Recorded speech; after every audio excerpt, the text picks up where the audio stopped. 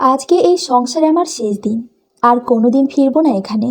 আমি জানি সত্যটা যদি রোদ জেনে যায় তাহলে নিজের জীবন চলে গেলেও আমাকে যেতে দিবে না। তাই আমার কাজিনের সাথে মিথ্যা প্রেমের নাটক করেছি। এইবার রোদ একটু শান্ত হয়েছে।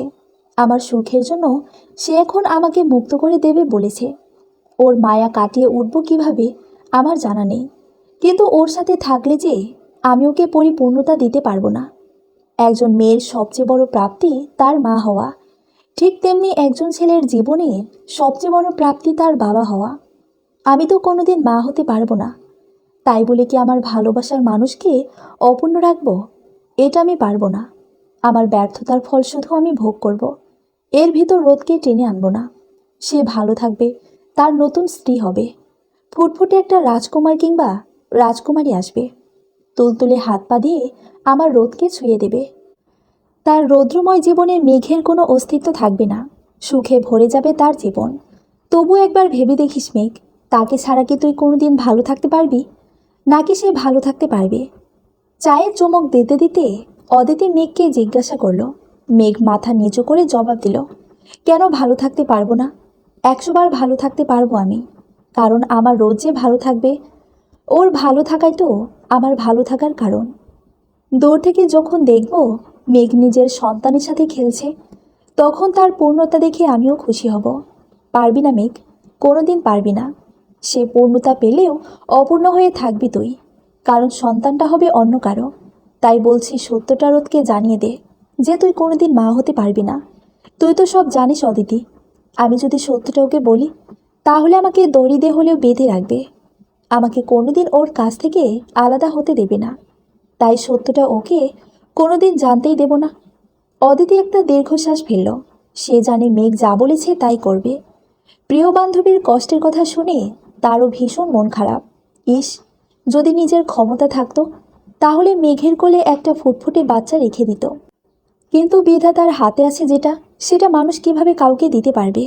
অদিতি নিজেও যে বিরাট অপূর্ণতায় ভুগছে। মেঘের মতো উদার সে না, তাই হয়তো আদিলের সাথে সংসার করছে। অদিতির নিজেও যে মা হওয়ার ক্ষমতা নেই, কিন্তু সে আহিলের কাছে এসবে কিছুই লুকাতে পারেনি। আহিল একটুও কষ্ট পায়নি অদিতির কথায়। তার কথা একটাই, তুমি থাকলেই হলো। সেই বিকালে অদিতি চলে গেছে। তারপর থেকে মেঘ চুপচাপ ঘরের ভিতরেই বসে আছে। একবার শুয়ে পড়ছে, একবার বারান্দায় যাচ্ছে, কিন্তু কোনোভাবেই মনের অস্থিরতা কাটছে না। টেবিলের ওপরে থাকা ফ্রেমে বাঁধানো ফটোটা দেখছে। আজ থেকে 5 বছর আগে উঠেছিল ছবিটা, বাসরের দিনের ছবি। ছবিটাতে রোদ ক্যামেরার দিকে তাকিয়ে থাকলেও মেঘ মাথা নিচু করেছিল। নতুন বউ ছিল সেদিন, তাই একটু লজ্জাবোধ কাজ করছিল। তাই মাথা উঁচু করে ক্যামেরার দিকে তাকাতে পারেনি।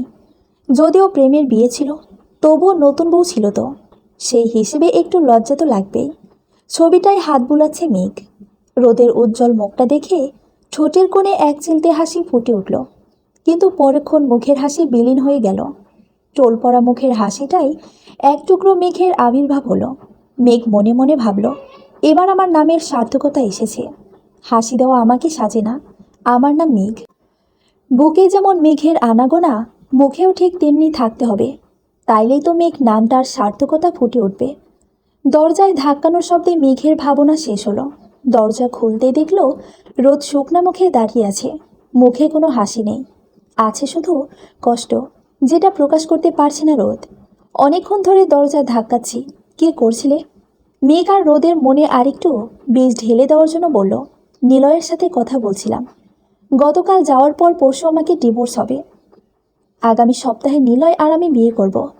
মেঘ কথাটা বলল ঠিকই, কিন্তু রোদের মুখের দিকে তাকানোর ক্ষমতা তার নেই। মায়া ভরা মুখটার দিকে তাকিয়ে এত বড় মিথ্যা বলার সাধ্য যে মেঘের নেই। তাই মাথা নিচু করেই সব বলল। রোদ মেঘের মুখটা হাত দিয়ে ওপরের দিকে ফেরালো। আমার চোখের দিকে তাকাও মেঘ, আমার চোখের দিকে তাকিয়ে বলো, তুমি অন্য কাউকে ভালোবাসো? বলো, ড্যামিট।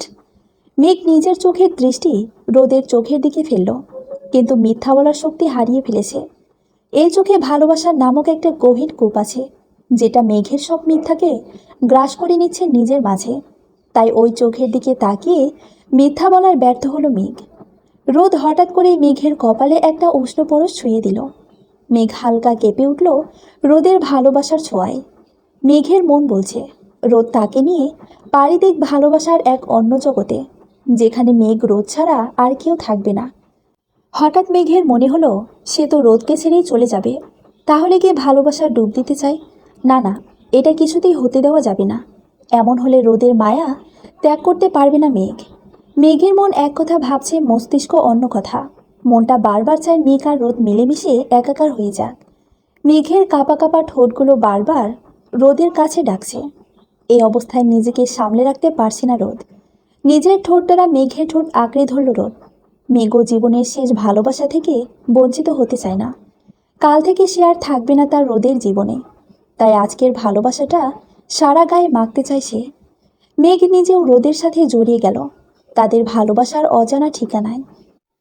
মেঘ রোদের উন্মুক্ত বুকে শুয়ে আছে, আর রোদ মেঘের লম্বা চুলগুলোর সাথে খেলা করছে।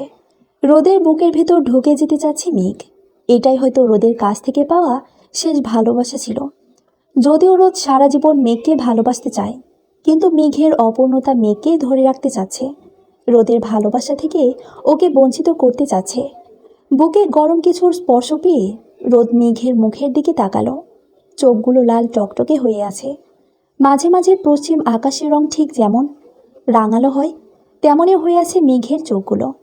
রোদ মেঘের নিজের ওপর থেকে নামিয়ে পাশে রাখল, আর নিজে মেঘের উপরে হালকা ভর দিয়ে এক হাত দিয়ে চোখের পানি মুছে দিয়ে, মেঘ, তোমার কি হয়েছে?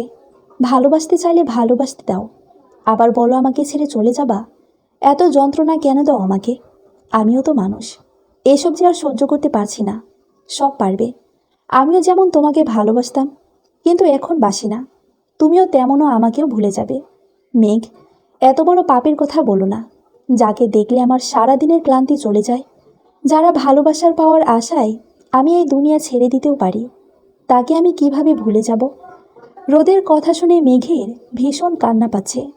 নিজের ঠোঁট কামড়ে আছে, যাতে কোনোভাবেই রোদের সামনে কান্না বের না হয়ে যায়। কিন্তু চোখের পানি তো আটকাতে পারছে না। সেটা দ্বারা কি রোদ কিছু বুঝবে না? বুঝবে তো। রোদ তো মেঘের জন্যই মূল্যবান। সারা জীবন যদি আকাশে মেঘ থাকে, তাহলে তাহলে মানুষের রোদের উপকারিতা বুঝতো না। তেমনি সবসময় রোদ থাকলেও মানুষ মেঘের তাৎপর্য জানতে পারত না। রোদ আর মেঘ একে অপরের পরিপূরক। ওই আকাশে তেমনি এই রোদ আর মেঘও পরিপূরক একে অপরের। মেঘ নিজেও জানে সে রোদকে ছাড়া থাকতে পারবে না। কোনো একদিন হয়তো সবাই জানতে পারবে মেঘ নামের কেউ ছিল যে এতটাই অক্ষম ছিল যে স্বামীর ভালোবাসা রক্ষা করতে পারেনি। নিজের মনে যা আসছে তাই ভেবে যাচ্ছে মেঘ, কিন্তু স্বামীর ভালোবাসা রক্ষা করতে পারেনি এই কথাটা ভুল। রোদ সবসময় চায় মেঘ তার পাশে থাকুক, জীবনের প্রতিটি মুহূর্তে সবখানে পাশে থাকুক। মেঘের নীরব থাকা দেখে রোদ মেঘের গালটা আলতো করে ধরে বলল, কোথায় হারালে মেঘ? আমার কথার উত্তর দিচ্ছ না কেন? আমাকে এত পর করে দিচ্ছ কেন? মেঘ চিৎকার করে কাঁদতে চায়। রোদের বুকে মুখ লুকিয়ে কাঁদতে চায়, কিন্তু কাঁদা যাবে না, কোনোভাবেই না। মেঘের এই চুপ থাকাটা রোদকে বড্ড পোড়াচ্ছে। মেঘের চুপ থাকাটা আর মেনে নিতে পারছে না রোদ। রাগে মেঘের ওপর থেকে উঠে গজগজ করে ঘরের বাইরে চলে গেল। কিছুক্ষণ পর ফিরে এসে ড্রয়ার থেকে একটা প্যাকেট নিয়ে যায়। আজকে সিগারেট খেতে হবে, বড্ড নেশা ধরেছে। প্রিয় মানুষটা চলে গেলে এটাই হয়তো সারা জীবনের সঙ্গী হয়ে যাবে। আচ্ছা, নিলয় নামের ছেলেটা কি আমার থেকেও বেশি ভালোবাসবে মেঘকে? না না, এটা কিছুতেই হতে পারে না। রোদের এক টুকরো ভালোবাসা আর নিলয়ের সারা পৃথিবীর ভালোবাসাও যদি এক জায়গায় করা হয়, তবে রোদের ভালোবাসা হবে আকাশ সমান, আর নিলয়ের ভালোবাসা হবে ধূলিকণা সমান। নিজের মনের সাথে কথা বলছে রোদ। নিজেকে বারবার শান্ত করার চেষ্টা করছে, কিন্তু পারছে না। সিগারেটের ধোঁয়াগুলো শূন্যে মিলিয়ে যাচ্ছে। একটা কঠিন বস্তুর পরিণতি বাতাসে মিলিয়ে যাওয়া। মেঘের ভালোবাসাও ঠিক তেমনই। সেও আমাকে ভুলে যাবে? না না, কিছুতেই ও আমাকে ভুলে যাবে না। এই বিধাতা, সব কিছু একটা স্বপ্ন বানিয়ে দাও। আমার মেয়েকে আমার সাথে চলতে দাও। তুমি তো জানো আমার নিঃশ্বাস কার কথা বলে। তাহলে আমার ভালোবাসায় নৌকাটা কেন তুমি ডুবিয়ে দেবে? রোদ হঠাৎ চিৎকার করে ওঠে, তুমি আমার মেয়েকে আমার কাছ থেকে আলাদা করতে পারো না, কোনো দিন পারো না। এমন চলতে থাকলে আমি তো মরে যাব বিধাতা, আমি মরে যাব। আমার নিঃশ্বাস ছাড়া আমি কিভাবে থাকবো? তুমি যদি কিছু না করো, এখন সবটা আমিই করব। এই বাসা থেকে কোনোদিন যদি মেঘ বের হয়, সেটা জীবিত না, ওর মৃতদেহ এই বাসা থেকে বের হবে। রোদ যাওয়ার পর ওয়াশরুমে গিয়ে শাওয়ার ছেড়ে দিয়ে ইচ্ছা মতো কাঁদতে থাকে রোদ। কিছুক্ষণ কাঁদতে কাঁদতে নিস্তেজ হয়ে পড়ে। জ্ঞান আছে আর মুখ দিয়ে বিড়বিড় করে কী সব যেন বলে যাচ্ছে। রোদ মেঘকে এবার কড়া কথা শোনাবে, সেই নিয়তি ঘরে আসে, কিন্তু ঘরের ভিতর ওকে পাওয়া যায় না।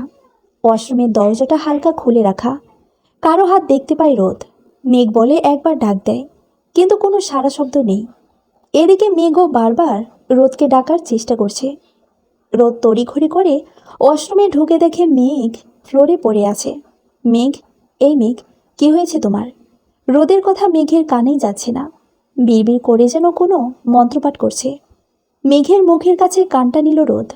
রোদ, আমাকে ছেড়ে দিও না, তোমাকে ছাড়া আমি থাকতে পারবো না। তোমাকে ছাড়ার কথা ভাবলে আমার নিঃশ্বাস বন্ধ হয়ে আসে। রোদ মেঘের মাথাটা নিজের বুকের সাথে চেপে ধরে বলল, কেন বারবার চলে যেতে চাও মেঘ? সেন্স হারা হয়ে তো সত্যিটা বলেই দিচ্ছ, আমার সাথে থাকতে চাও তুমি, তাহলে কেন এইসব করো সবসময়? রোদের কোনো কথায় মেঘের কানে ঢুকছে না। সে রোদের বুকে নিজের মুখ ঘষছে আর ছেড়ে দিও না, ছেড়ে যেও না বলেই চলেছে। মেঘকে কোলে তুলে নিল রোদ, বিছানায় শুয়ে দিয়ে রিয়াকে ডাকতে যেতে চাইল। অমনি হাতে টান পড়তেই পিছনে ফিরে তাকালো। টিপ টিপ চোখে মেঘ তার দিকে তাকিয়ে আছে, যেন কিছু বলতে চায়। রোদ মেঘের পাশে বসে গালটা আলতো করে ধরে বলল, কি হয়েছে মেঘ? আমি তো রিয়াকে ডাকতে যাচ্ছি, তোমার ড্রেস পাল্টে দিবে সেই জন্য।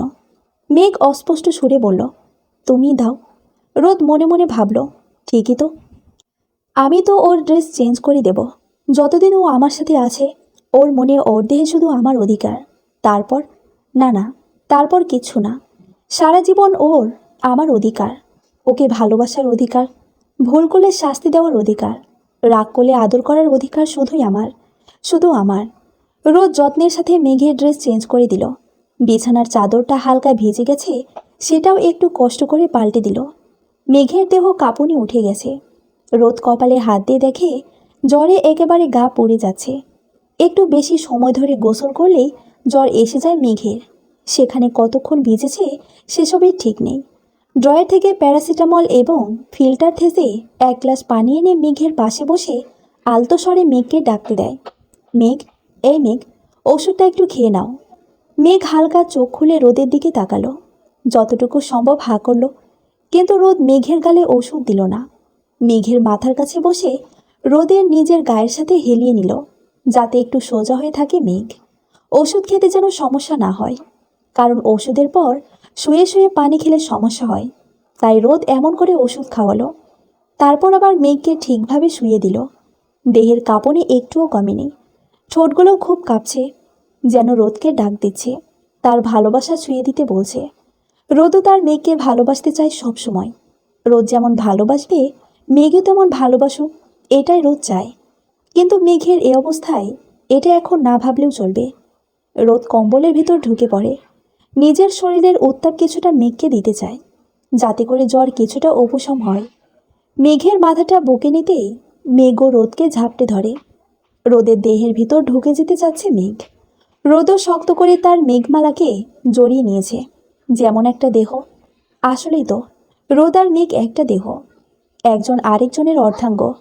মোট তো একটা দেহই হলো। সকালে ঘুম ভাঙতেই মেঘ নিজেকে রোদের বুকের মধ্যে আবিষ্কার করলো।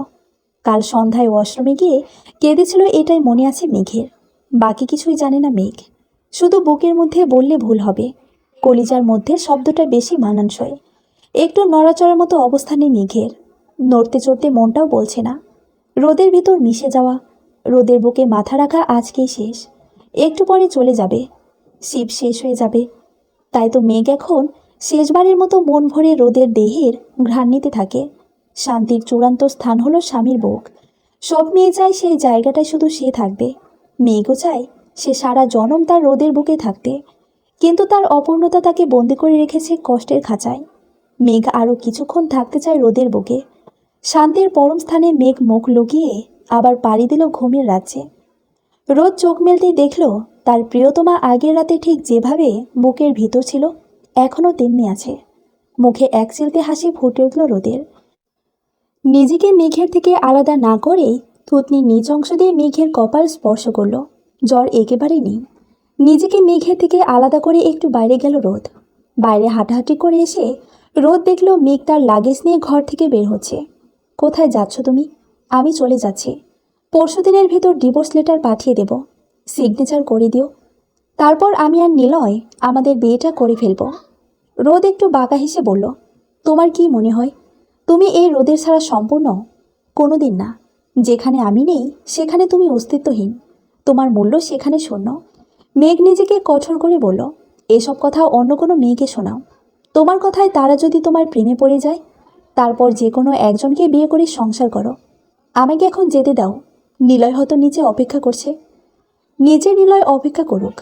আর বলল, অপেক্ষা করুক, তোমার এই বাড়ি থেকে কোথাও যাওয়া হবে না। That's my order. ভালোবেসে কথা বলেছি, একটা কথা তোমার কানে পৌঁছায়নি।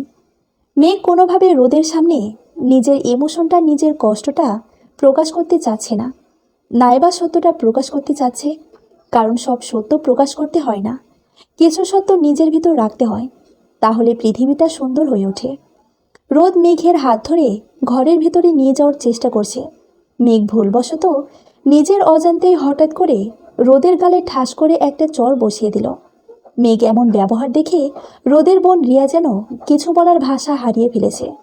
সে ভাবতেই পারেনি তার ভাবি ভাইয়ের গালে চড় দেবে। মেঘ এমন কাজ করে নিজেও অবাক। এটা সে কিভাবে করতে পারল? যার ভালো থাকার জন্য নিজের সব সুখ বিসর্জন দিয়ে চলে যেতে চাইছে, আজকেই তাকে কিনা এত বড় আঘাত করে বসল। রোদ গালে হাত দিয়ে অবাক চোখে নিজের স্ত্রীর দিকে তাকিয়ে আছে। তার সামনে যে মেঘ দাঁড়িয়ে আছে তাকে চেনার চেষ্টা করছে। আসলে কি এটা সেই মেঘ যার সাথে ঘন্টায় একবার কথা না বললে কেঁদে দুনিয়া ভাসিয়ে দিত? 10 টাকার বাদাম কিনে দিলে কোনো গুপ্তধন পাওয়ার মতো আনন্দ করত। আজ সে মেঘের এত পরিবর্তন কিভাবে সম্ভব? কিসের কমতি রেখেছে রোদ? টাকা পয়সা, এক বুক ভালোবাসা, এর চেয়ে একটা মেয়ের আর বেশি কি চায়? মেঘ নিজের করা ভুলের জন্য রোদের সামনে একটু অনুশোচনা প্রকাশ করল না, বরং রুক্ষ কণ্ঠে বলল, আমাকে নিয়ে এত টানাটানি করবি না। চলে যাব মানেই যাব, ব্যাস। রোদের মেজাজ 440 ভোল্টেজ হয়ে গেল। জোর করে মেঘকে ঘরের ভেতর নিয়ে গিয়ে দরজা লক করে দিল। রোদ মেঘকে দেওয়ালের সাথে চেপে ধরে বলল, কি বললে আবার বলো। মেঘ একটু নরম হলো না, বরং আরও শক্ত হয়ে বলল, আমাকে নিয়ে টানাটানি করার কোনো অধিকার নেই তোমার। জীবনে যেটা দেখনি, এখন সেই অধিকার দেখবে তুমি। এই বলে আলনা থেকে প্যান্টের বেল্টটা নিয়ে নিজের হাতে এক পেজ দিয়ে জড়িয়ে, কার সাথে বিয়ে করে সুখে থাকতে চাও যেন?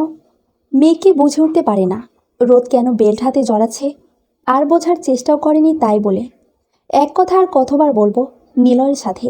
কেন আমাকে বারবার জোর করছো? আমি তো একটা মানুষ, আমার নিজে তো কিছু সিদ্ধান্ত আছে, সেগুলো কি আমি নিতে পারি না? আমি এখন চলে যাব, এটাই আমার শেষ কথা। পৃথিবীর কোনো শক্তি আমাকে আটকে রাখতে পারবে না। কিন্তু রোদ মেঘের মুখের কথাটা শেষ করার আগেই রাগে ক্ষোভে হাতের বেলটা দিয়ে মেঘকে ইচ্ছা মতো মারতে থাকে। কার সাথে সংসার করবি বল? মেঘ মার খেতে খেতে বলে, নিলয়ের সাথে। রোদের রক্ত যেন সব মাথায় উঠে গেছে। কিছুক্ষণ রোদের একই প্রশ্ন আর মেঘের একই উত্তর।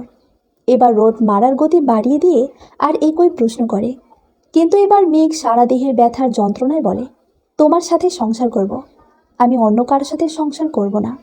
ছোট বোন রিয়া দরজা ধাক্কাতে থাকে, ভাইয়া, ভাইয়া দরজা খোল। ভাবি চিল্লাচ্ছে কেন? তুই মারছিস না তো? বোনের কথায় রোদের হুঁশ ফিরে আসে। এতক্ষণ সে যেন কোনো হিংস্র জানোয়ার হয়ে গিয়েছিল।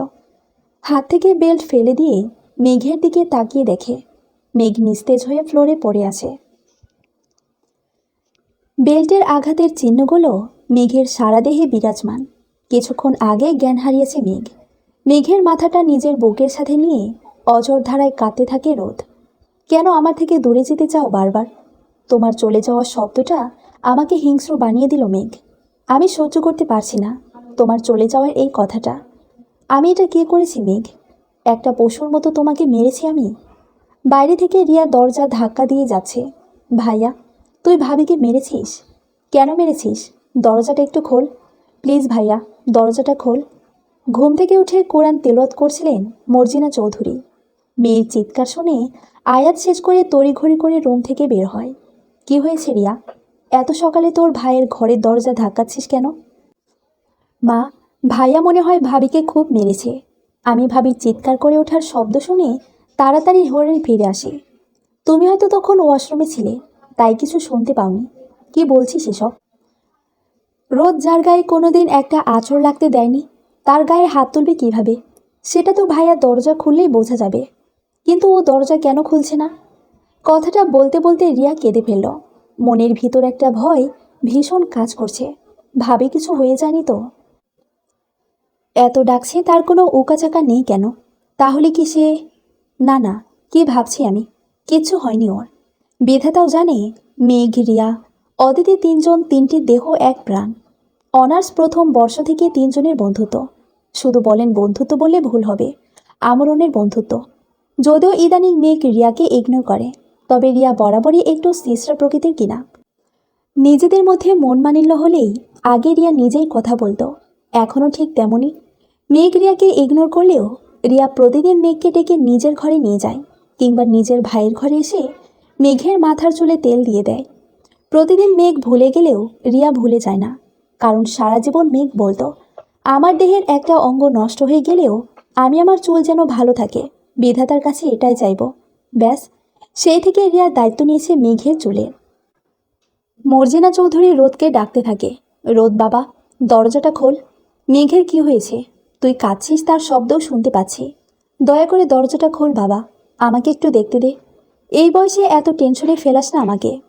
দরজা খুলে গেল। দরজাটা খুলে রোদ অপরাধীর মতো দাঁড়িয়ে আছে। পাশ কাটিয়ে ভেতরে ঢুকে মেঘ ফ্লোরেই আছে। যতটুকু অংশ দেখা যাচ্ছে সবটাই কালছিটে পড়ে গেছে। মেঘের পাশে পড়ে আছে বেল্ট। মেঘের চামড়াও কিছু কিছু জায়গায় উঠে গেছে। মর্জিনা চৌধুরী রোদের হাত ধরে নিজের দিকে ফিরিয়ে শরীরের সমস্ত শখ দিয়ে কয়েকটা চড় দিল। অমানুষ, জানোয়ার, এটা তুই কি করেছিস? এই শিক্ষা দিয়েছি তোকে আমি। মর্জিনা বেগম রোদের চোখের দিকে তাকিয়ে দেখল অজর ধারা পানি পড়ছে মেঘের চোখ থেকে। এটা দেখে রাগ যেন আরও বেড়ে গেল। আবারও চড় লাগিয়ে ন্যাকামো হচ্ছে। বউকে মেরে আবার কাঁদছিস? কি শিক্ষা পেয়েছিস জীবনে? 4টা বছর শিক্ষকতা করেছিস, তোর কাছ থেকে তোর স্টুডেন্টরা কি শিখেছে? কথা বলছিস না কেন কাপুরুষ? তোর এই চোখের জল দেখলে তোর প্রতি আমার ঘৃণা বেড়েই চলেছে। আমার চোখের সামনে থেকে বের হয়ে যা। তোর বাবা দেশে ফিরে আসুক, তোকে এই বাড়ি থেকে বের করেই আমার অন্য কাজ। রোদ মায়ের সামনে হাঁটু গেড়ে বসে পা জড়িয়ে ধরল। আমি কি করে সহ্য করব মা? আমার মেঘ নাকি আর আমাকে ভালোবাসে না, ও নাকি ওর কাজিনকে ভালোবাসে। আমার 8 বছরের ভালোবাসাও। কিভাবে থাকবো আমি ওকে ছাড়া? রোদ পায়ের মা ছেড়ে দিয়ে নিজের চুল ছিঁড়ে ফেলছে। কষ্টটা দেখানোর কোনো মাধ্যম যে নেই। মনে হচ্ছে বুকের ভেতর প্রাণটা যায় যায়। মেঘ ছাড়া রোদের মূল্য কি? রিয়া মেঘের পাশে বসে মেঘের সারা গায়ে হাত বুলিয়ে দিচ্ছে, যেন আঘাতগুলো মেঘকে দেওয়া হয়নি, সব যেন রিয়াকেই দেওয়া হয়ে গেছে। চোখের নোনা জল আজকে বাঁধ ভেঙেছে। রোদ মেঘকে বিছানায় শুয়ে দিল। মর্জিনা বেগম থ মেরে দাঁড়িয়ে আছে রোদের বলা কথাগুলো শুনে। 2 দিনের বিজনেস মিটিংয়ে কিছুদিন আগে রোদ চট্টগ্রাম গিয়েছিল। মেঘ কেঁদে কেঁদে সারা বাড়ি ভাসিয়ে দিচ্ছিল। সেই মেয়ে কিনা রোদকে ছেড়ে চলে যাবে? ভাবলে কেমন অদ্ভুত লাগছে। না, এর পিছনে অন্য কিছু আছেই। মেঘ রোদ ছাড়া অন্য কাউকে ভালোবাসতে পারে না। রিয়া আর মর্জিনা চৌধুরী আঘাতপ্রাপ্ত স্থানে তেল মলম লাগিয়ে ঘর থেকে বের হয়ে যায়। মেঘের এই অবস্থা দেখার পর রিয়া ভাইয়ের সাথে একটা কথাও বলছে না। সেটা রোদ ভালোভাবেই বুঝতে পারছে। রিয়া আর মর্জিনা চৌধুরী বের হতেই রোদ দরজা লাগিয়ে দিয়ে মেঘের পাশে বসে। এই মেঘ, সবাই তো তোমার বাইরের আঘাতটাকে দেখতে পাচ্ছে, আমার মনের আঘাতটা কেউ কেন বুঝতে পারছে না? ওরা কি দেখতে পাচ্ছে না তোমাকে যতটা কষ্ট দিয়েছি, তার থেকে 1000 গুণ যন্ত্রণা আমার এই বুকে হচ্ছে? তুমি তো নিশ্চিন্তে ঘুমিয়ে যাচ্ছ, আমি চোখ বুঝবো কিভাবে? কিভাবে থাকবো আমি তোমাকে ছাড়া? মেঘের একটা হাত নিজের হাতের মুঠোয় নিয়ে নিষ্পাপ বাচ্চা বাচ্চা মুখের দিকে তাকিয়ে আছে রোদ। 26 বছরে পা দিয়েছে মেঘ, তবুও মুখের বাচ্চা ভাবটা যায়নি এখনো। কিভাবে যে এই বাচ্চা মেয়েটার প্রেমে পড়ল রোদ, আজকে অতীতে ডুব দিতে মন বলছে রোদের। 8 বছর আগে গ্র্যাজুয়েশন কমপ্লিট করার পর থেকেই রোদের বাবা রফিক চৌধুরী উঠে পড়ে লেগেছে যেন রোদ বিজনেস জয়েন করে। কিন্তু রোদ বিজনেস জয়েন করবে না, তাই তো পাশের কলেজে জব নিয়েছে বাংলা সাহিত্যের শিক্ষক হিসেবে। যদিও রোদের বাবার এসব শিক্ষকের চাকরি একদম পছন্দ না, কিন্তু একমাত্র ছেলে বলে কথা, তাই তার এই আবদারটাও মেনে নিতে হয়েছে। বাড়ির ভেতরে সবচেয়ে খুশি রিয়া। তার ভাইয়া তাদেরই ক্লাস নিবে ভাবতেই খুশি খুশি লাগছে রিয়ার। মাত্র 7 দিন হলো কলেজে ভর্তি হয়েছে রিয়া। আবার ভাইয়া শিক্ষক, পাওয়ার জন্য সব হাতেই। যেমন পড়ায় ফাঁকিবাজ, এখন আবার পড়াশোনা করবে কিনা কে জানে। ব্রেকফাস্ট কমপ্লিট করে রিয়া আর রোদ কলেজের উদ্দেশ্যে রওনা দেয়। কলেজ গেটের সামনে ঝালমুড়ি বিক্রি হচ্ছে দেখে, ভাইয়া, এই ভাইয়া, গাড়িটা রাখ না, আমি ঝালমুড়ি খাবো। এমনিতেও অনেক লেট হয়েছে, চল এখন। কেবল বাড়ি থেকে খেয়ে আসলি, ভুলে গেলি নাকি? লোভ লেগেছে? রিয়া ছোট্ট বাচ্চাদের মতো ঠোঁট উল্টে বলল, লোভ লেগেছে ভাইয়া, আচ্ছা চল। গাড়ি থেকে নেমে ঝালমুড়ি মামার কাছে গেল ভাই বোন। ঝালমুড়ি খেয়ে 500 টাকার নোট দিতে তার কাছে খুচরা না থাকায় আশেপাশে খুচরা করতে গেল। ভাই, আমার লেট হয়ে যাচ্ছে, তুই তাহলে ক্লাসে চলে যা, আমি একটু পর আসছি। টিচারদের ছাড় থাকলেও স্টুডেন্টদের ছাড় নেই। হা হা হা। রিয়া ক্যাম্পাসের ভেতর প্রবেশ করল। রোদ এখনও দাঁড়িয়ে আছে। এই মামা, 10 টাকার ঝালমুড়ি দেন তো, 2 জায়গায়। হোয়াট? হোয়াট না ঝালমুড়ি? দ্রুত দেন, এমনিতে লেট হয়ে গেছে। আমাকে আপনার ঝালমুড়িওয়ালা মনে হয়? কেন মনে হবে না? মেঘ ভালো করে রোদের পা থেকে মাথা পর্যন্ত পর্যবেক্ষণ করে দেখে বলল, আজকালকার ছেলেরা পড়াশোনা শেষ করে চাকরি খুঁজে পায় না, তাই তারা ঝালমুড়ি, বাদাম, ফুচকা এসবের দোকান দেয়। এখন 2 জায়গায় 10 টাকার করে ঝালমুড়ি দিন তো। অদিতি মেঘের কানে কানে বলল, দোস্ত, বাড়াবাড়ি হয়ে যাচ্ছে। একজনকে এইভাবে ঝালমুড়িওয়ালা বলতে পারিস না। ওনাকে কোনো অ্যাঙ্গেল থেকেই তো ঝালমুড়িওয়ালা মনে হচ্ছে না। মেঘ অদিতিকে ঝাড়ি দিয়ে বলল, তুই চুপ থাক, কে বোঝিস তুই এসবের? ব্যাস। অদিতি চুপ হয়ে গেল। মেঘ বারবার রোদকে ঝালমুড়ি মাখিয়ে দিতে বলে। রোদ রাগে রাগে যেমন তেমন করে মুড়ি, চানাচুর আর ঝাল পেঁয়াজ দিয়ে কিছু একটা বানিয়ে দুজনের হাতে 2 টোপলা দিয়ে দেয়। দেখলি আদু, বলেছিলাম না ওই লোক ঝালমুড়িওয়ালা? এখন মিলল তো। অদিতি চুপচাপ মাথা নাড়িয়ে সম্মতি দিল। এই মামা, আমার কাছে তো খুচরা নেই, আমি ক্লাস শেষ করে তারপর আপনার টাকা দিয়ে যাব, ওকে? না হলে যদি আমি 100 টাকার নোট দিই আর আপনি সেটা নিয়ে ভেগে যান, আমার টাকা নিয়ে কেউ হজম করতে পারবে না। তাই ছুটির পরে সে টাকা দেবো, এখন যায়। রোদ তো রাগে ফুঁসছে, আবার সামনে পেলে যেন আস্ত খেয়ে ফেলবে ওকে। এত সুন্দর একটা মেয়ে, কেমন তার ব্যবহার! হালকা গোলাপি আর পাতলা ঠোঁট, পটল চেরা চোখ, জোড়া ভ্রু, বাম পাশের ভ্রুতে একটা কাটা দাগ, যেটা দেখলে যে কোনো মানুষের মনের ভিতর প্রেমের বাতাস বয়ে যাবে। সাধারণ চুড়িদার পরেছে, যেটা মন কেড়ে নেওয়ার আরেকটা হাতিয়ার। রোদ সবসময় এমন হালকা সাজগোজ করা মেয়েদের পছন্দ করে। এই না না, কী সব ভাবছি আমি! ওই মেয়েকে শাস্তি দেব কি না, মনের ভেতর ওর রূপের প্রশংসা চলছে। আজকে সবাই এক্সাইটেড, নতুন টিচার আসবে ক্লাসে। রিয়া বসে আছে, অদিতি আর মেঘ রিয়ার 2 পাশে বসল। রিয়ার ডান পাশে বসে মেঘ রিয়াকে এক খোঁচা দিয়ে বলল, কী রে রসকসহীন, চুপচাপ বসে আছিস? মনের ভিতরে কি কোনো এক্সাইটমেন্ট ফিল হচ্ছে না? নতুন টিচার আসবে ক্লাসে। কিসের এক্সাইটমেন্ট? যে নতুন আসবে সে আমার ভাইয়া। ভাইয়া বলিস কি? তাহলে তো আমাদের সাহিত্য নিয়ে খুব একটা মাথা না ঘামালে চলবে। তোর ভাইয়াকে আমরা 3 জন মিলে হাওয়া দেব, তাতে করে আমাদের গ্রেড ভালোই চলে আসবে। রিয়া গালে হাত দিয়ে বলে, তা আর হবে না বোন। ভাইয়া কলেজে আসার আগেই এই কথা বলে দিয়েছে যে কলেজে সে আর টিচার আর আমি স্টুডেন্ট, এর বাইরে কোনো সম্পর্ক নেই। সো স্বপ্ন দেখা বন্ধ করে প্যারা খাওয়ার জন্য রেডি হয়ে যা। মেঘ মুখ ভাঙটি দিয়ে বলল, হু, দেখা যাবে। এমন সময় রোদ ক্লাসে প্রবেশ করে। মেঘ তাড়াতাড়ি উঠে দাঁড়িয়ে, মামা, আপনি তো বেশ, আমি তো বললাম যে ছুটির পরে আপনার টাকা দিয়ে যাব, আর আপনি আমার পিছু পিছু আমার ক্লাসে ঢুকে পড়েছেন।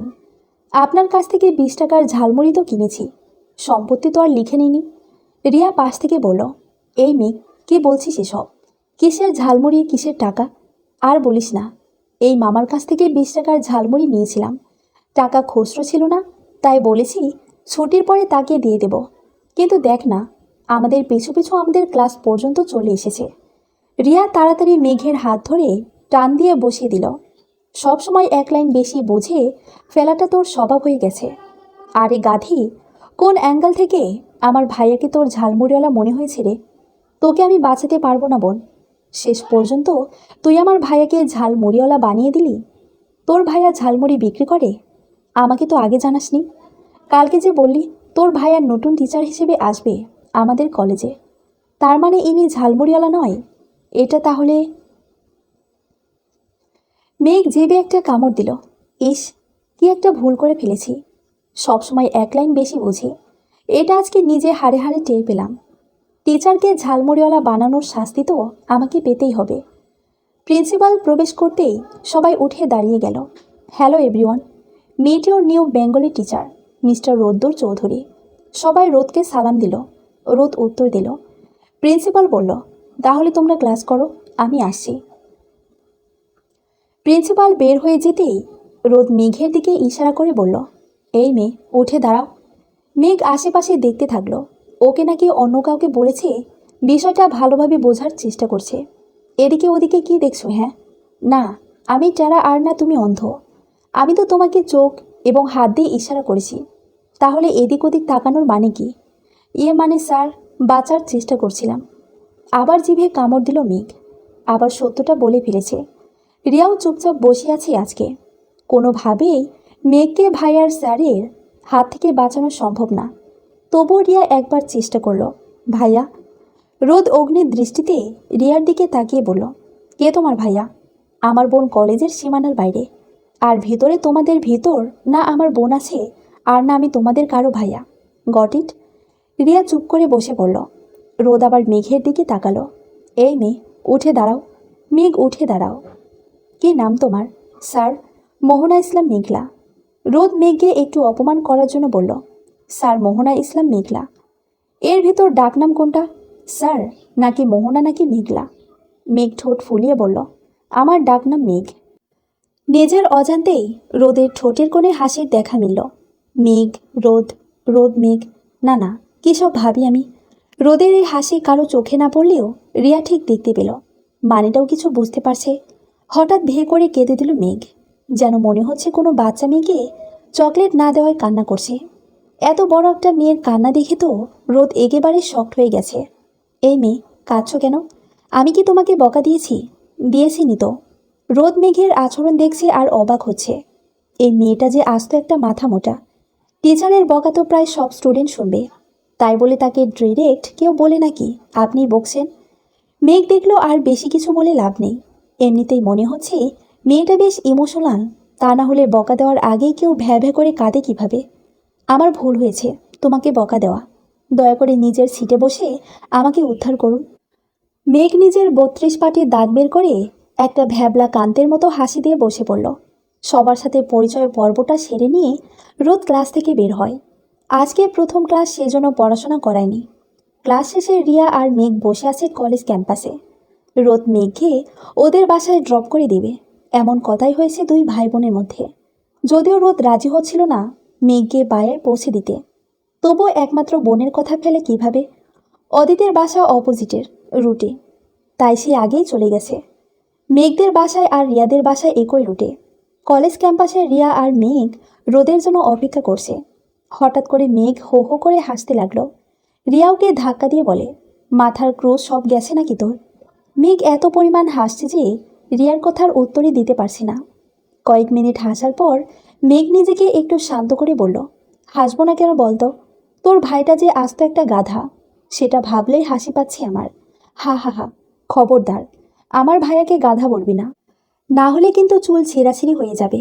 আরে তেতুস কেন দোস্ত? আগে শোন আমি কি বলি। ক্লাসে একটু ন্যাকা কান্না করে দিলাম আর তোর ভাইয়া ভয় পেয়ে গেল। হা হা হা।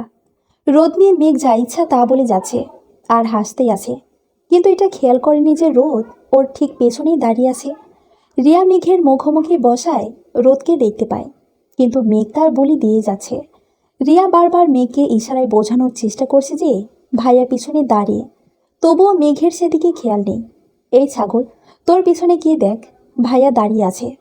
তোর এই ভ্যাবলা কান্ত ভাইয়াকে আমি ভয় পাই নাকি যে ওই পেছনে থাকলে কিছু বলতে পারবো না? এই বলে মেঘ যেই না পিছনে ঘুরেছে, অমনি রোদকে দেখে গলা শুকিয়ে কাঠ হয়ে গেছে। আপনি পেছনে তো খুব বদনাম করলে আমার বোনের সাথে, এবার আমার সামনেই বলো। মেঘ করুণ চোখে রিয়ার দিকে তাকায়, যার অর্থ তোর এই হিটলার ভাইটে শান্ত কর, না হলে তোরা আমাকে খেয়ে ফেলবে। কিন্তু রোদ মেঘে অবাক করে দিয়ে রিয়াকে বলল, তোরা গেটের বাইরে দাঁড়া, আমি গাড়ি নিয়ে আসছি। মেঘ ভাবল এ যাত্রায় বেঁচে গেলাম। রিয়া আর মেঘ মেইন গেটের বাইরে দাঁড়িয়ে আছে। রোদ গাড়ি ড্রাইভ করে ওদের পাশে রাখলো। রিয়া আগে গাড়িতে উঠে পড়ল। যেই না মেঘ উঠবে, রোদ বলল, এই মেয়ে, কোথায় উঠছো তুমি? নামো গাড়ি থেকে। রোদের কথায় মেঘ মারাত্মক রকমের চুপ হয়ে গাড়ি থেকে বের হয়ে গেল। গাড়ি থেকে নেমে পাশে দাঁড়িয়ে থাকলো। ভাইয়া, তুই অন্য বিষয়ের সাথে এটা কেন গোলাচ্ছিস? একে গাড়িতে উঠতে বল। আমি হাজারবার বললে ও শুনবে না। যতক্ষণ না তুই ওকে লিড দিবি, ও কিন্তু এখানেই দাঁড়িয়ে থাকতে পারে। রোদ রিয়াকে একটা ধমক দিয়ে বলল, তুই চুপ থাক। যে মেয়ে আমাকে ভ্যাবলা কান্ত বলে, তাকে এত সহজে ছেড়ে দেওয়া যায় না। আমিও টিচার, কিন্তু আমার প্রতি সম্মান জিরো। রিয়া ভাইকে কিছুই বোঝাতে পারছি না। এদিকে এই এক সপ্তাহে মেঘের সাথে পরিচিত হয়ে এটা খুব ভালোভাবে বুঝতে পেরেছে যে মেঘ যার ওপর রাগ করবে, সে যতক্ষণ পর্যন্ত না ওকে সরি বলবে, পাথরের মতো হয়ে থাকবে ও। রোদ গাড়ি ড্রাইভ করতে থাকে। রিয়ার কোনো কথাই শোনে না। লুকিং গ্লাসে একবার দেখলো মেঘ একই জায়গায় দাঁড়িয়ে আছে, দৃষ্টি নিচের দিকে। রোদ ভাবল রাগ কমে গেলে মেঘ নিজেই বাসায় চলে যাবে। কিন্তু রোদের ধারণা সম্পূর্ণ ভুল ছিল। বিকালে বাইরে বৃষ্টি হচ্ছে। এই টাইমটা গেম খেলার জন্য পারফেক্ট। সোফাতে বসে রোদ ল্যাপটপে গেম খেলছে। হঠাৎ রিয়ার ফোন বেজে উঠল। রিয়া, তোর মোবাইলে কল এসেছে। রিয়া রান্নাঘর থেকে জবাব দিল, আমি মাকে হেল্প করছি, তুই একটু রিসিভ কর ভাইয়া। ফোনটা হাতে নিয়ে দেখলো আঙ্কেল নাম্বারটা ভেসে উঠল। এই নাম্বারটা আবার কার? আগে তো রিয়ার ফোনে এই নাম্বার সেভ দেখিনি। নিজের সাথে নিজে কথা বলে কলটা রিসিভ করতেই ওপাশ থেকে বলল, মা রিয়া, মেঘ তো এখনও বাসায় আসেনি। এদিকে ওর ফোনেও কল যাচ্ছে না। ওকে তোমাদের বাসায় আছে নাকি? রোদ বুঝতে পারল যে এটা মেঘের বাবা। রোদ মেঘের বাবার কাছে ওকে ফেলে আসার বিষয়টা লুকালো। আঙ্কেল, মেঘ আমাদের বাসায় আছে, আপনি চিন্তা করবেন না। কে? রোদ বাবা। তোমার নাম রিয়ার কাছে শুনেছি, তোমাকে দেখার খুব ইচ্ছা আছে। এক কাজ করো, মেয়েকে বাসায় তুমি দিয়ে যেও, জমিয়ে আড্ডা হবে। আমার হাতের চা যে খাবে, সে সারা জীবন মনে রাখবে। আপনার হাতের চা মানে? আন্টি কোথায় থাকে? আমার মেঘের বয়স যখন 2 বছর, তখন ওর মা স্ট্রোক করে মারা যায়। সেই থেকে মেয়েকে আমি আদর দিয়ে বড় করেছি। মেঘের কথা চিন্তা করে কোনো দ্বিতীয় বিয়ে নিয়েও ভাবিনি। যাই হোক, অনেক ইমোশনাল কথা বলে ফেললাম। তুমি এসো কিন্তু। Sure uncle, I will be there. কলটা রেখে দিয়ে গাড়ির চাবি নিতে দ্রুত বাসা থেকে বের হলো রোদ। রিয়া যেটা বলেছে তাহলে সেটাই সত্য। মেয়েটা এই বর্ষার সময় কি এখনও ওই একই জায়গায় দাঁড়িয়ে আছে? তাড়াতাড়ি ড্রাইভ করে কলেজ গেটের সামনে গিয়ে দেখে মেঘ পাথর মূর্তির মতো দাঁড়িয়ে আছে। যে অবস্থায় দেখে গিয়েছিল সেইভাবেই দাঁড়িয়ে আছে। বৃষ্টিতে ভিজেই চলেছে, যেন বাইরের জগতের সাথে তার কোনো সংযোগ নেই। গাড়ি থেকে নেমে দৌড়ে মেঘের কাছে গেল রোদ। এই মেঘ। নামটা শুনতেই মেঘ আলতো করে মাথাটা উঁচু করে রোদের দিকে তাকিয়ে আবার মাথা নিচু করে নিল। সংকোচ কাটিয়ে রোদ মেঘের গায়ে হাত দিয়ে জিজ্ঞাসা করতে যাওয়ার আগেই মেঘ রোদের বুকে ঢলে পড়ল। এই অবস্থায় রোদের কি করার ছিল সে নিজেও জানে না। তবে হৃদয় মন্ডির ঘণ্টা হয়তো অন্য কিছু বলছিল। হয়তো একদিন এই মেঘ নামের অর্থটা পাল্টে যাবে। সারাদিন যাকে বিরক্তকর একটা বিষয় মনে হয়েছিল, তার নামের মানেটা অন্য কিছু হয়ে যাবে। এই অনুভূতির নাম রোদের জানা নেই। এটা কি ভালোবাসা? একদিনেই একজনের প্রতি ভালোবাসা হয় নাকি? মেঘকে কোলে তুলে নিল রোদ।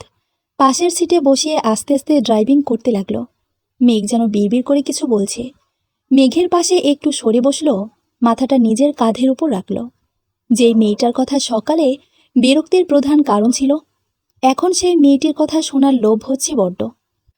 আমি ওনাকে ভ্যাবলা কান্ত বললাম, আর উনি আমাকে গাড়িতেই উঠতে দিল না। আমার বাবার কি গাড়ি নেই নাকি? আমি সাদাসিধে জীবন পছন্দ করি, এই জন্যই তো আমি রিকশায় করে কলেজে আসি। বাবাকে বললেই তো গাড়ি পাঠিয়ে দিত। কিন্তু আমি বলবো না। ওই খারাপ লোকটা যতক্ষণ না আমাকে সরি বলবে না, আমাকে নিজে নিয়ে যাবে না, ততক্ষণ আমি এসে নিয়ে দাঁড়িয়ে থাকব। হুঁ। মেঘের এমন ভুল বকে বলা কথাগুলো যেন এখন শুনে যেতে মন বলছে। আজকে সত্যি যেন রোদে তপ্ত আকাশে একটা মেঘকে চায়। হ্যাঁ, মেঘ নামের অর্থটা পাল্টে গেছে রোদের কাছে। সে এখন প্রেমের জলে ভেসে চলেছে। বাসায় পৌঁছে গাড়ি পার্কিং করে মেঘকে কোলে তুলে দরজায় নক করে রোদ। রিয়া দরজা খুলে, ভাইয়া, তুই কিছু না বলে বাইরে। কিছু বলতে যাওয়ার আগেই মেঘের দিকে চোখ গেল। উদ্বিগ্ন কণ্ঠে জিজ্ঞাসা করল, কি হয়েছে মেঘের? রোদ কিছুই বলল না। মেঘকে কোলে নিয়ে রিয়ার ঘরে নিয়ে গেল। বিছানায় শুয়ে দিয়ে রিয়াকে বলল, তুই ওর ড্রেসটা পাল্টে দে, আমি ডাক্তারকে কল দিচ্ছি। রিয়া ভাইকে একটু বোঝার চেষ্টা করছে যে মানুষটা বাসায় এসে অবধি মেঘের নামে বদনাম করে গেছে। এখন সে তার এই অবস্থায় অস্থির হয়ে যাচ্ছে। কিছুক্ষণ পর মেঘের জ্ঞান ফেরে। নিজেকে অন্য কোথাও দেখে একটা ভয়ও পায়। আসলে আগে তো কোনোদিন এ বাসায় আসেইনি। বাচ্চা মেয়েদের মতো একটা চিল্লানি দিয়ে কাঁদতে থাকে মেঘ। সবাই নিচে ড্রয়িং রুমে বসেছিল। মেঘের চিৎকার শুনে সবাই দৌড়ে আসে। সবাই ঘরে ঢুকতে যাবে এমন মেঘের বোকা বোকা কথা আর কান্না শুনে সবাই বাইরেই দাঁড়িয়ে থাকে। আমাকে কারা কিডন্যাপ করে এনেছিস? আমাকে যেতে দে। আমি এখন কলেজের সামনে গিয়ে দাঁড়িয়ে থাকব। আর ওই ভ্যাবলা কান্ত গিয়ে আমাকে সরি বলবে। সবাই মেঘের এমন কান্না আর রোদের ওপর রাগ দেখে হাসিতে গড়াগড়ি খাচ্ছে। রোদেরও মেঘের এই মেন্টাল টাইপ কথাবার্তাও এখন ভালো লাগছে। তখন ভালো লাগেনি, কিন্তু মনের ভিতর মেঘ নামের অর্থটা পাল্টানোর সাথে সাথে মেঘের কর্মকাণ্ডের প্রতি অনুভূতিও পাল্টে গেছে। দিন গড়িয়ে মাস যায়, মাস গড়িয়ে বছর। মেঘ রোদ্দুরের ভালোবাসাও শুরু হয়ে যায়। মেঘের অনার্স শেষ হওয়ার সাথে সাথে মেঘ রোদ্দুরের 4 হাত এক করে দেয় ওদের বাবা মা। মেঘ একটু হিংসুক টাইপ রোদকে আর কলেজের শিক্ষকতা করতে দেয়নি। শেষমেশ উপায় না পেয়ে চাকরি ছেড়ে বাবার বিজনেস জয়েন করে রোদ। বর্তমানে এখনও মেঘের হাত ধরে বসে আছে রোদ। রিয়া তো রেগে মেগে আগুন। আজকেই এই বাসা ছেড়ে চলে যাবে। রোহানকে কল দিয়ে আসতে বলে দিয়েছে। 3 বছরের ছেলেটাকে নিয়ে কয়েকদিনের জন্য বাবার বাড়িতে এসেছিল রিয়া। কিন্তু ভাইয়ের এমন অন্যায় দেখে সে আর এ বাসায় এক মুহূর্ত থাকতে চায় না। মেঘের ফোন বেজে উঠতেই অদিতির নাম্বারটা ভেসে ওঠে। রোদ ফোনটা রিসিভ করে। হ্যালো অদিতি। মেঘ ঘুমাচ্ছে। স্যার, কলটা কাটবেন না। আমি জানি মেঘ ঘুমাচ্ছে নাকি অজ্ঞান। ভেবেছিলাম কিছুই জানাবো না আপনাকে। মেঘ আমাকে কসম করিয়ে নিয়েছিল। যাই হোক, মেঘ আপনাকে ছেড়ে চলে যেতে চায় শুধুমাত্র যেন আপনি বাবা ডাকটা শুনতে পান সেজন্য। মানে কিছুই বুঝলাম না। ও চলে গেলে আমি কিভাবে বাবা ডাক শুনতে পাবো? কারণ ওর মা হওয়ার ক্ষমতা আল্লাহ ওকে দেয়নি। রোদ মারাত্মক রকমের শান্ত হয়ে গেল। শান্ত গলায় অদিতিকে বলল, আচ্ছা আমি রাখছি। ফোনটা রেখে মেঘের কপালে একটা চুমো এঁকে দিয়ে মেঘের ঘুমন্ত মুখের দিকে তাকিয়ে বলল, আজকের পর থেকে আর বাবা ডাক শোনাতে চাওয়ার জন্য আর তোমাকে অভিনয় করে চলে যেতে হবে না। তুমি থাকো, আমি এই যাব আর এই আসব। রিয়াকে বলে রাখে মেঘকে দেখে রাখতে, যাতে রোদ না আসা পর্যন্ত ওকে যেতে না দেয়। রিয়া ভাইয়ের ওপর ক্ষেপে থাকলেও ভাই ভাবি আলাদা থাকুক এটা চায় না। তাই ভাইয়ের ঘরের দিকে আসে। হসপিটালে ডক্টর, মিস্টার রোদ চৌধুরী, আপনি কি নিশ্চিতভাবে বলছেন এখনও সময় আছে? কিন্তু রোদে দগ্ধ হতে চান নাকি একটু মেঘের ছায়া চান? ডক্টর, অবশ্যই একটু মেঘের ছায়া চাইব। তাহলে আর কথা বাড়িয়েন না, আপনি শুরু করুন। বিকালে আস্তে আস্তে ড্রাইভ করে বাড়ি ফেরে রোদ। গাড়িটা পার্কিং করে খুব আস্তে আস্তে ভেতরে প্রবেশ করে। সিঁড়ির রেলিং ধরে ধরে ওপরে ওঠে। ঘরে ঢুকে দেখল মেঘ খাটে হেলান দিয়ে বসে আছে। রোদকে দেখে ওর ভিতর কোনো পরিবর্তন দেখা গেল না, একইভাবে বসে আছে। রোদ রিয়াকে একটু বাইরে যেতে বলল। রিয়া যেতেই দরজা বন্ধ করে দিয়ে মেঘের পাশে বসে মেঘের হাত নিজের হাতের মুঠোয় নিয়ে বলল, কেন নিজের কষ্টটা আমাকে বলনি? তুমি তো আমার অর্ধাঙ্গ, তাহলে তোমার অপূর্ণতা কি আমার অপূর্ণতা না? আমি শুধু তোমাকে চাই মেঘ, সারা জীবন, সারা মরণ তোমার সাথে বাঁচতে চাই, তোমার সাথে মরতে চাই। আমাকে ফেলে তুমি যেও না। মেঘ বুঝেই গেছে যে অদিতি রোদকে সব সত্যিটা বলে দিয়েছে, তাই আর অভিনয় বাড়াতে পারল না। খপ করে রোদকে জড়িয়ে ধরল। রোদকে জড়িয়ে ধরতেই রোদ ওহ করে উঠল। মেঘ, কি হয়েছে তোমার? পেটে হাত কেন? এই বলে রোদের শার্ট উঠিয়ে দেখে পেটে সেলাই। এ কি, পেটে সেলাই কেন?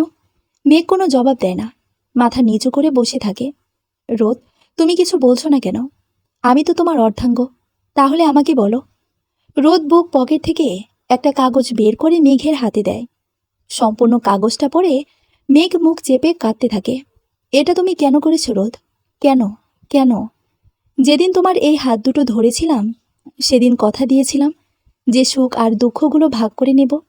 তাই আজকে যখন জানতেই পারলাম আমার মেঘের মা হওয়ার ক্ষমতা নেই, তাই হসপিটালে গিয়ে নিজের বাবা হওয়ার ক্ষমতাটাও নষ্ট করে আসলাম। সুখ তো ভাগ করে এসেছি, এবার না হয় দুঃখটাই ভাগ করে নিলাম। জীবনের বাকিটা রাস্তায় শুধু তুমিই থেকো, আর কিছুই চায় না। আমার তপ্ত জীবনে এক পশলা বৃষ্টি নিয়ে আমাকে শীতল ভালোবাসা দিও। সারা জীবন আমার হাত ধরে থেকো। মেঘ রোদকে শক্ত করে জড়িয়ে ধরল। হু হু করে কেঁদে উঠল মেঘ। এই মানুষটা তাকে এতটা ভালোবাসে। রোদের পেটে একটু ব্যথা লাগলেও সহ্য করে নিল। এই ভালোবাসা আজীবন থাকুক মেঘ রোদ্দুরের জীবনে। সমাপ্ত।